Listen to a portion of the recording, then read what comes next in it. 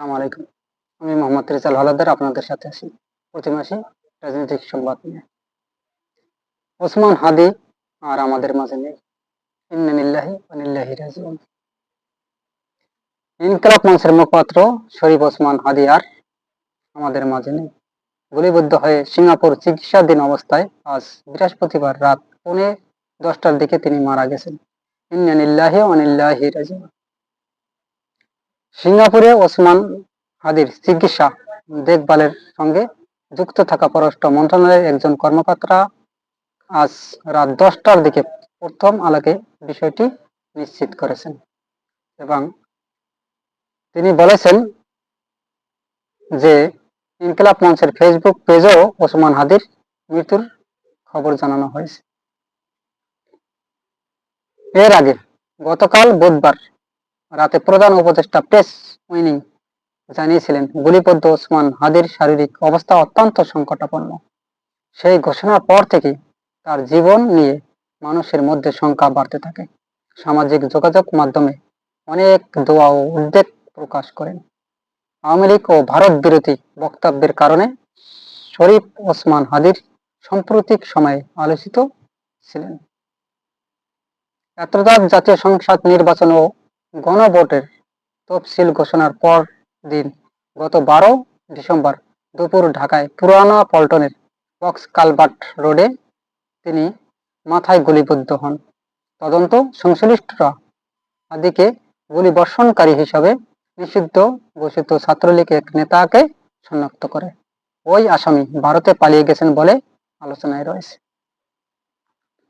ঢাকা ৮ আসনের সম্ভাব্য স্বতন্ত্র প্রার্থী ছিলেন ওসমান হাদি। মাথায় গুলিবিদ্ধ অবস্থায় তাকে প্রথমে ঢাকা মেডিকেল কলেজ হাসপাতালে নেওয়া হয়। পরে অবস্থার অবনতি হলে তাকে রাজধানীর একটি বেসরকারি হাসপাতালে হস্তান্তর করা হয়। উন্নত চিকিৎসার জন্য সরকারের উদ্যোগে তাকে গত সোমবার এয়ার অ্যাম্বুলেন্সে করে সিঙ্গাপুর নেওয়া হয়। ওসমান হাদিকে দিনে দুপুরে গুলি করে হত্যা চেষ্টায় এই ঘটনার পরপরই দেশে ব্যাপক উদ্বেগ তৈরি হয়। বিএনপি সহ বিভিন্ন রাজনৈতিক দল ঘটনাকে নির্বাচিত বানচালের ষড়যন্ত্র হিসেবে উল্লেখ করে। অনেকেই আশঙ্কা প্রকাশ করেন নির্বাচনের পথে গুপ্ত হামলা নাশকতা বাড়তে পারে বলে। গুলিবিদ্ধ হওয়া 1 মাস আগেই হত্যার হুমকি পাওয়ার কথা প্রকাশ করে জানিয়েছিলেন শরীফ ওসমান হাদি। গত নভেম্বর নিজের ফেসবুক পেজে দেওয়া এক পোস্টে তিনি লিখেছিলেন, দেশি বিদেশি অত্যন্ত 30টি নম্বর থেকে তাকে ফোন ও মেসেজ পাঠিয়েছে, হত্যার হুমকি দেওয়া হয়েছে। ওই পোস্টে তিনি লেখেন, আওয়ামী লীগের খুনি সমর্থকরা তারা সার্বক্ষণিক নজরদারিতে রাখছে। তবে জীবন নাশের আশঙ্কা সত্ত্বেও ইনসাফের লড়াই থেকে তিনি পিছপা হবেন না বলে জানিয়েছেন।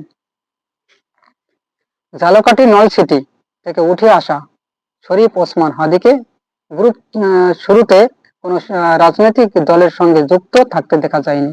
মাদ্রাসার শিক্ষক বাবার সন্তান হাদি নেসারাবাদ কামিল মাদ্রাসায় পড়াশোনা শেষে ঢাকা বিশ্ববিদ্যালয়ের রাষ্ট্রবিজ্ঞানে ভর্তি হন। সেখান থেকে স্নাতক শেষ করে তিনি বেসরকারি একটি বিশ্ববিদ্যালয়ে শিক্ষকতা করেছিলেন। জুলাই অভ্যুত্থানের পর ইনকিলাব মঞ্চ গঠন করে আলোচনায় আসেন হাদি। ইনকিলাব মঞ্চ প্রতিষ্ঠার পর জুলাই অভ্যুত্থানের স্মৃতি সংরক্ষণ, শহীদ ও আহতদের রাষ্ট্রীয় স্বীকৃতি এবং জুলাই ঘোষণাপত্র ঘোষণার দাবিতে শাহবাগে ধারাবাহিকভাবে সমাবেশ আয়োজন করেন হাদি। বিভিন্ন টেলিভিশনের টক শোতেও নিয়মিত আমন্ত্রণ পেতে থাকেন। প্রথমে ইনকিলাব মঞ্চের মুখপাত্র হলেও পরে আহ্বায়ক দায়িত্ব নেন। দ্রুত তার একটি সমর্থক গোষ্ঠী গড়ে ওঠে।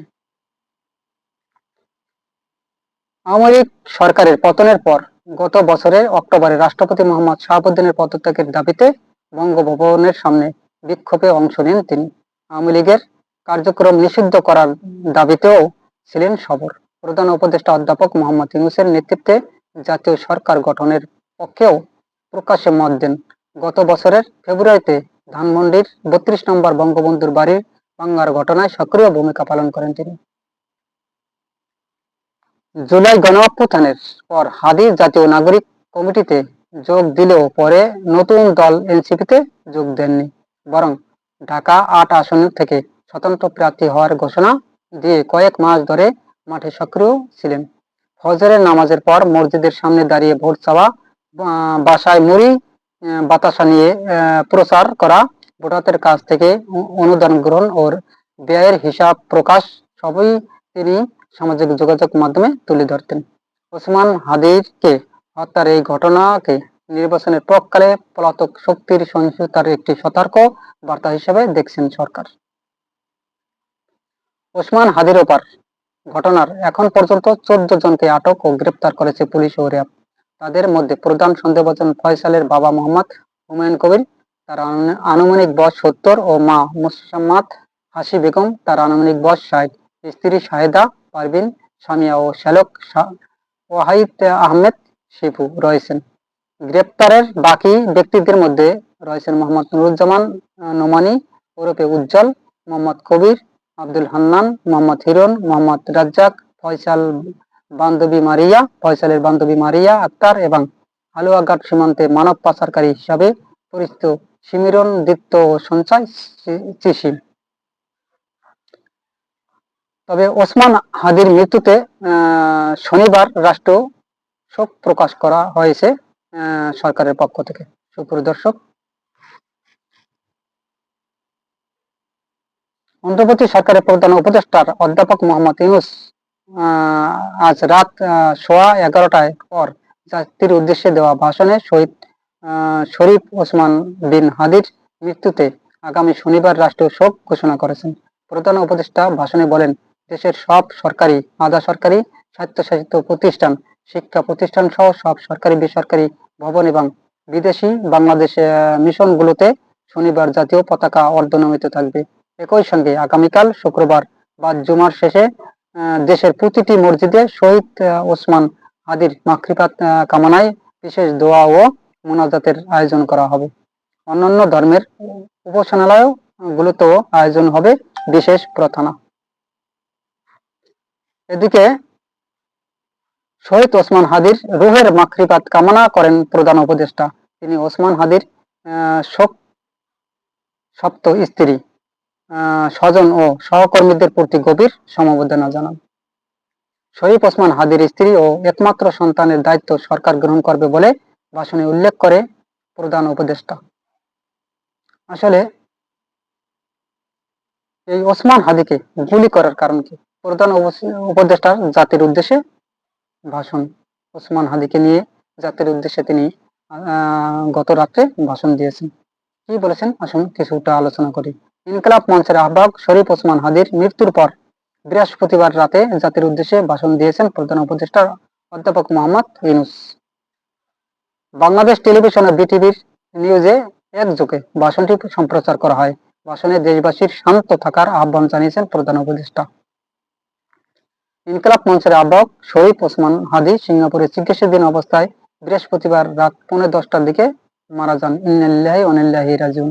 এই প্রেক্ষাপটে প্রধান উপদেষ্টা জাতির উদ্দেশ্যে ভাষণ দেন এবং আপনারা জানেন ওসমান হাদির মৃত্যুতে শনিবার থেকে সারা দেশে শোক দিবসও পালন করার নির্দেশ দিয়েছেন। আসলে নির্বাচনের আগে ওসমান হাদির মৃত্যুতে সারা বাংলাদেশ জেগে উঠেছে। আপনারা জানেন যে অলরেডি বাংলাদেশের রাজনীতিতে ওসমান হাদিকে নিয়ে একটা বিশাল যে রাজনৈতিক উত্তপ্ত সেটা ছড়িয়ে গেছে বাংলাদেশে। অলরেডি আমরা শুনেছি যে গত রাত্রে 32 নম্বর অর্থাৎ ধানমন্ডির 32 নম্বরে বঙ্গবন্ধুর যে বাড়িটি সেটি অলরেডি ছাত্র জনতা গিয়ে সেখানে বুলডোজার দিয়ে ভেঙে ফেলা হচ্ছে এবং প্রথম আলো পত্রিকা, তারপরে আরো কয়েকটি পত্রিকার অফিস ভাঙচুর করছে এই ওসমান হাদির যে দর্শক বা যে শ্রোতারা অর্থাৎ তার ফ্যান ফলোয়াররা। আসলে ওসমান হাদি এমন একজন লোক ছিলেন, তিনি বাংলাদেশের একটা সূর্য সন্তান ছিলেন।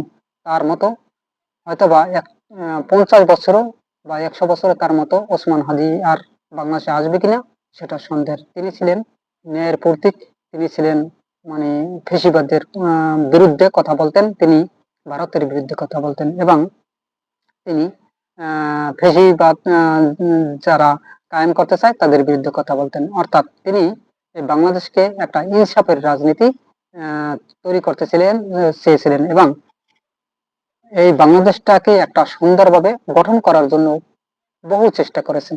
মৃত্যুর আগেও তিনি বলে গেছেন, যদি আমি কোনো কারণে, অর্থাৎ আমাকে যদি মেরে ফেলা হয়, মারে, তাহলে যেন আমার মৃত্যুর বিচারটা হয়, যাতে মানুষ বুঝতে পারে যে মৃত্যুর পর তার বিচারটা হলে যেন আমি ইনসাফটা পাই। এই কথা তিনি বোঝাতে চেয়েছেন এবং তিনি বলেছেন, আমি আমার কাছ থেকে অনেক, প্রায় 30টি নম্বর থেকে মৃত্যুর হুমকি এসেছে, কিন্তু আমি ইনসাফের রাজনীতি থেকে আমি কখনো পিছপা হব না, আমি মৃত্যুকে ভয় করব না।